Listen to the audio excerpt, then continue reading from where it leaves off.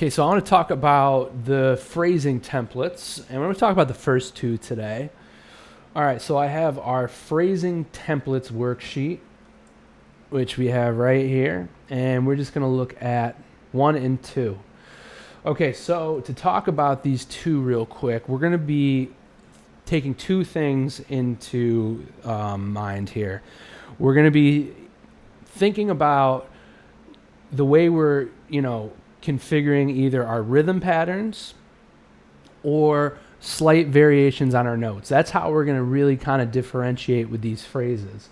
For example, we're going to take a look at this first line, first example, where it goes A prime, A, and then B.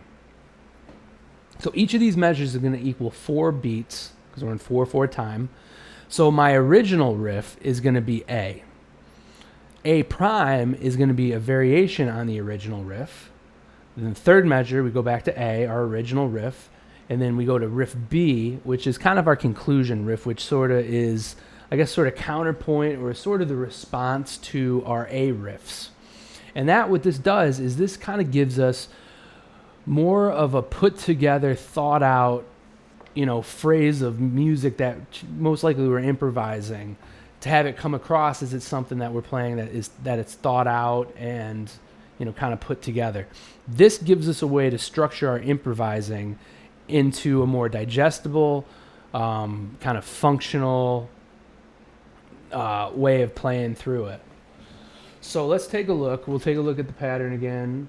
I got A. So we're going to take a look at line 1, riff A. Okay, so my riff for riff 1, I'm going to do it in the key of C minor. So I'm on the 8th fret, and then C minor pentatonic. So it's going to consist of, some of those notes. And it's important to kind of keep the riff ideas simple. We want to keep, in the beginning especially, nice riffs that maybe are 3 to 6, 7 notes, 8 notes long, all right, so riff A, my original riff is going to go like this. What do you think?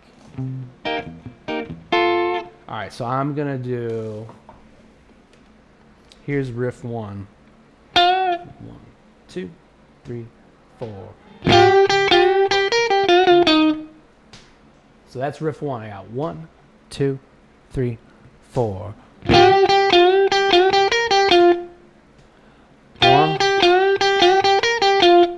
Okay, so that's 4 bars or 4 beats.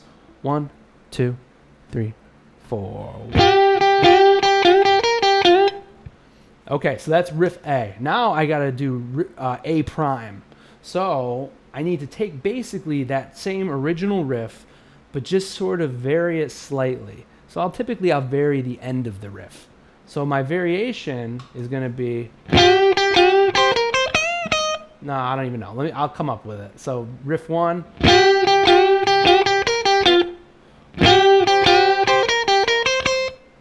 Back to riff A.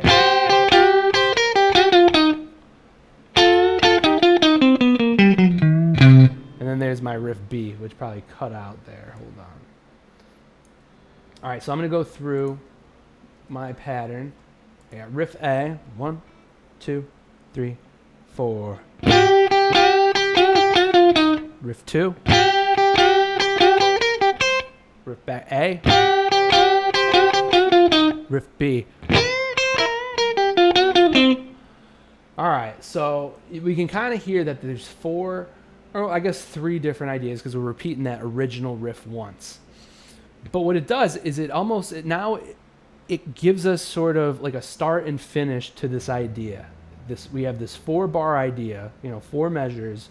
So we have our original riff, a variation, back to the original, and then sort of the conclusion riff that kind of sums it up. A lot of times with that B riff, we're going to want to end a lot on like a root note. So if we're in the key of C minor, I'm ending on like that low C, maybe that C on the 10th fret on the D string, or that C on the 8th fret on the high E string. So I'm going to go through our riff one more time. 2, 3, 4.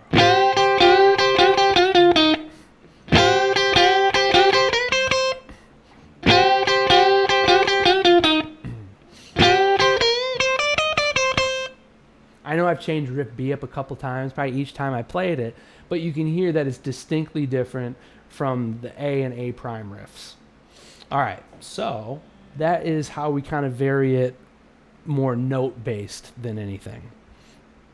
And even kind of the rhythms in A prime matched that original A riff too, but we switch it at the end.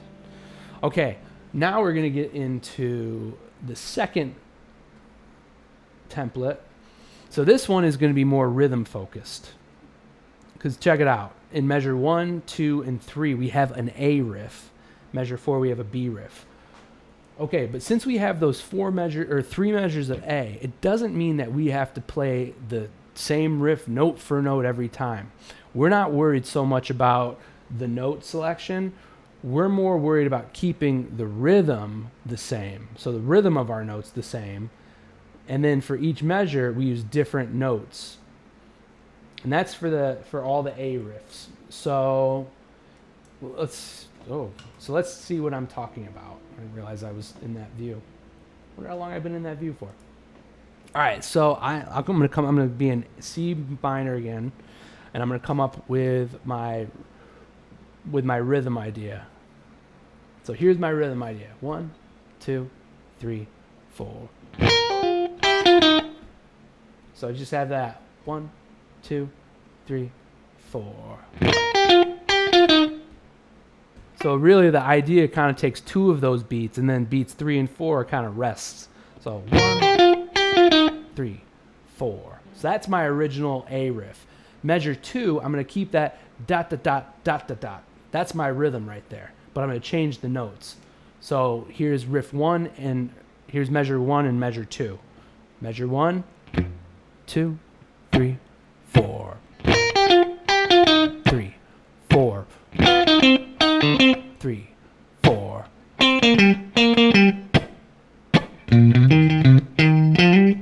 And then that was my riff B at the end. Da da da da da da da da.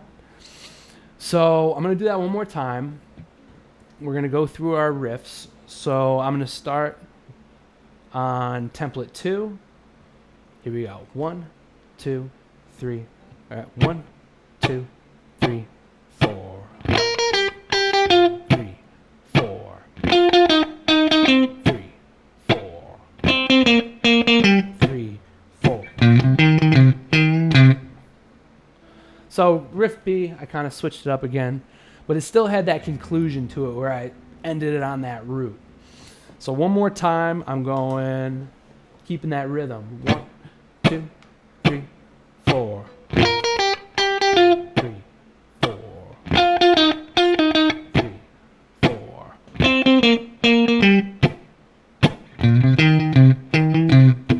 I kind of kept a similar rhythm to that B. Do it one more time with a different B. 1, 2, 3, 4. 3,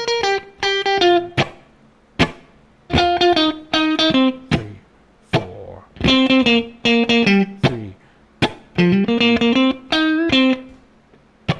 So that time I switched it up more. Okay, so that is kind of going through. If you're having problems keeping like a nice rhythm going, you got to practice along with a metronome. It's going to really help if you set a metronome to this, so you don't really have to count. You'll have that keeping track for you.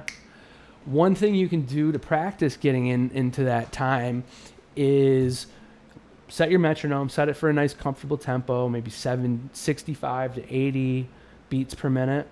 And then once you have that set up, I'll show you what a good exercise is.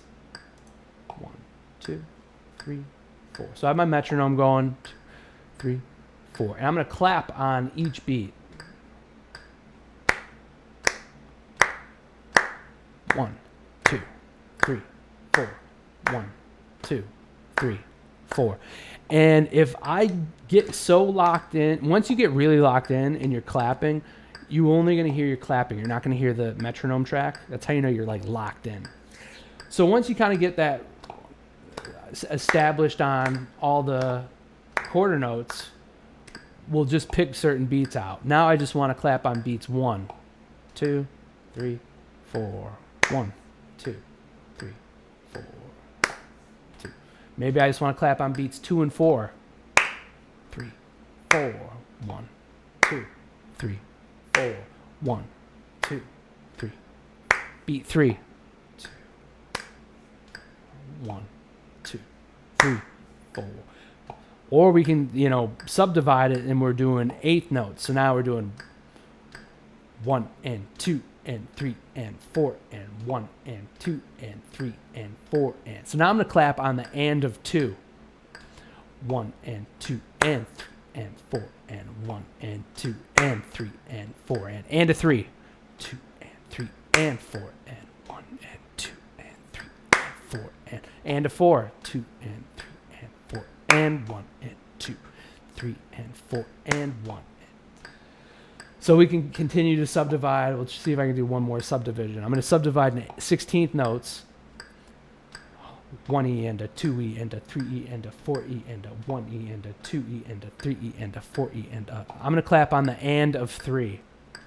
1E and a 2E and a 3E and a 4E and a 1E and a 2E and a 3E and a 4E and.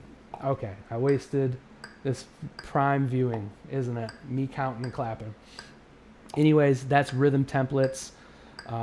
Use them with a metronome, but let these templates help cause you to create, more cohesive musical statements. All right.